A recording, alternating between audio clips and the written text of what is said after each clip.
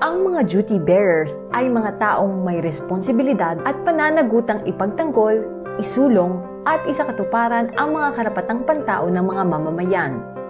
Bilang bahagi ng Estado, ang mga otoridad at kawani ng gobyerno ang mga pangunahing duty bearers. Kabilang dito ang mga miyembro ng Armed Forces of the Philippines o AFP. Sila ay may sinumpaang Code of Ethics na gabay sa paggampan ng kanilang tungkulin at serbisyo publiko. Binibigyang diin sa Code of Ethics ang pagsunod sa chain of command at ang katapatan ng bawat sundalo sa konstitusyon ng Pilipinas at sa pagtatanggol sa kalayaan at karapatan ng mga Pilipino.